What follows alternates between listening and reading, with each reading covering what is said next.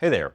In this video, we're going to be building a Python dashboard that's analyzing billions of records. It's going to be looking at event records from GitHub using a public data set. And what we want to show you here is how you can build very responsive dashboards very quickly, again, on terabytes or even maybe petabytes of data. So really great if you're trying to build reports or workflows on massive data sets.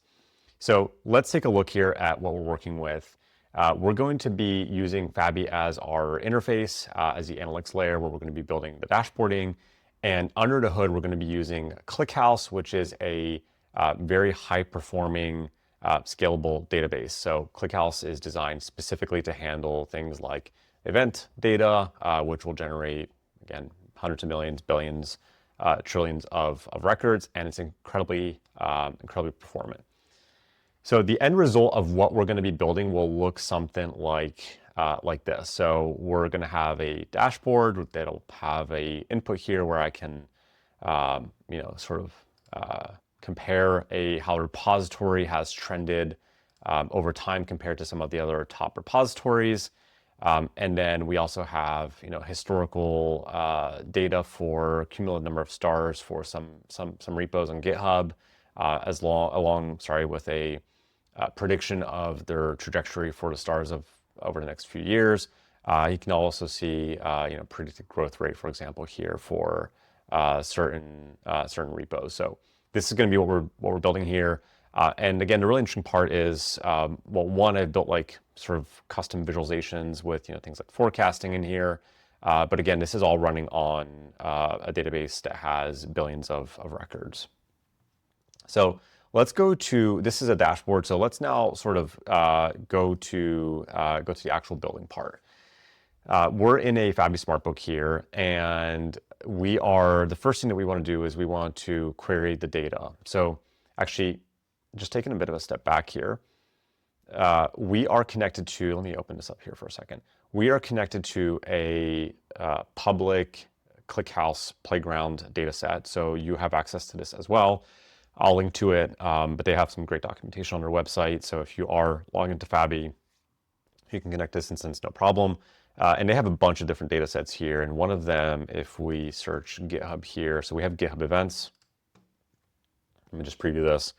It just has a bunch of GitHub event data. So let's take a look.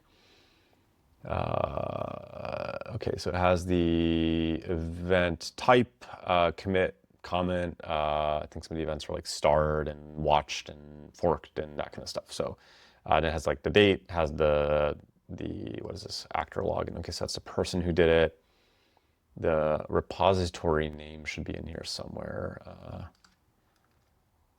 Repo name. Okay, these are all blank. I'm not sure why, but it's because it's just showing the first few rows. But anyway, so this is the primary sort of data set we're going to be working off of. It has about 9 billion records, and we also have another one. I think it's called repos, which is just a repository data. It's not event data. So we're going to be working off of those two data sets. So let me go ahead and close this now. And Fabi can't handle billions of records. We can scale very, very well, but you want to do, when you're doing analysis like this on really large data sets, again, this is where ClickHouse really shines, you want to push most of the sort of aggregation down to ClickHouse. Because when we're doing a chart here, for example, we're creating, let me just kind of zip ahead here, when we're creating a plot like this, like, yes, we're querying billions of records, but this is like pre-aggregated over. So we're looking at like, I don't know, 20, I think I filtered this down to like 20, maybe top 20 repositories or something like that. I have to go and look at where I filtered on that. And we're obviously like looking at just like sort of like 1 point per month at most over, what is this, 10 years. So it's not that much data. Really where the sort of like the majority of the workload's happening is at the query layer. So I'm actually going to toggle over to the workflow view just for a second to show you kind of what I've built here. So let me just, okay, hide that. Okay. So what we're doing here is we have these SQL queries that are querying ClickHouse. So I'll talk about these in a second. I have 3 as a matter of fact.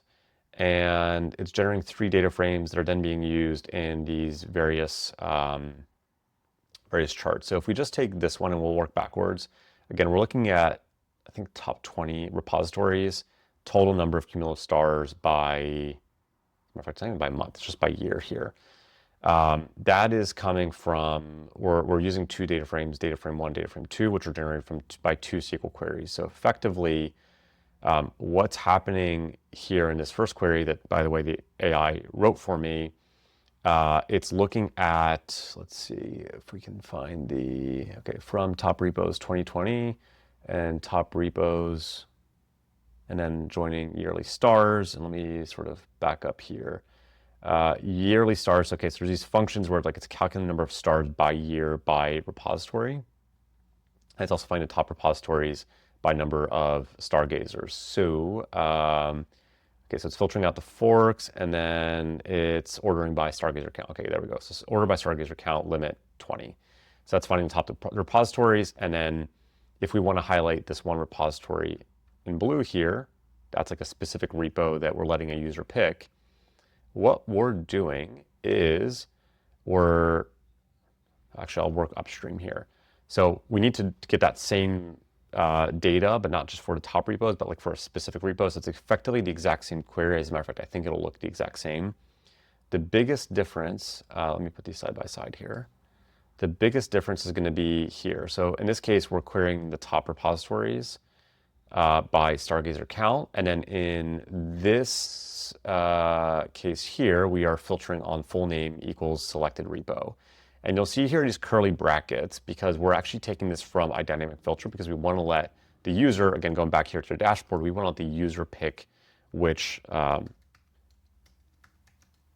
repo they want to compare to. So if I go back to Vue.js, it's just an easy one. So let me just add that back here. Okay, so we want to let the user pick. So if we want to let the user pick, that has to be a dynamic filter. And that comes from this filter that I've created. So the way this works is I provide a parameter name, and then it's dynamically generated from a list of all the repositories that are available in the ClickHouse instance. So I'll show you how I do that. And that's stored in data frame 4 under the full name. So now if we kind of work upstream from there, you'll see here that I'm literally just grabbing select distinct full names effectively ordered by stargazer count and from the repos. And so I get like a full list of basically 1 million records that the user can then pick from. So there's 1 million sort of options here available in this dropdown that the user can search on. And then again, that gets the full name is then what is being picked from right here in a column. So that's how then this gets passed down, and that creates the view of like number of stars by over time by year for this specific repo, and then you merge those two, and then again I had the AI generate this for me. It then creates a plot where I can compare that one specific repo against the top repos. So the real sort of big takeaway here is we're not processing again billions of records in Fabi. What we're doing is we're leaning on ClickHouse, and this is incredibly fast. Matter of fact, if I just rerun this, you'll see here.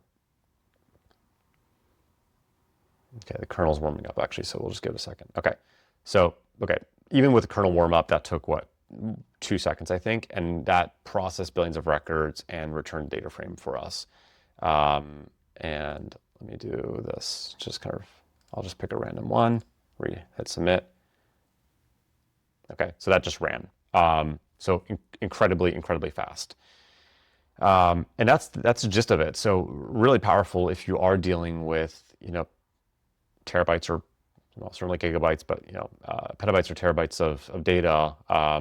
Really cool if you can sort of do the aggregation where you have ClickHouse taking care of things like the window functions here, aggregations like counts with the group by and so on and so forth.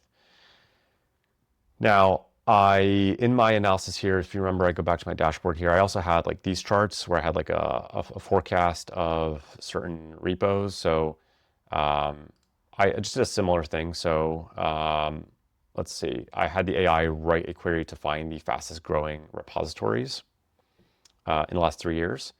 And same thing, it wrote a bunch of CTEs, but basically, if we sort of back up here, top growth, so it's merging CT or a result from top growth repos, which is here, which is looking at the growth rate. So calculate the growth rate for us automatically.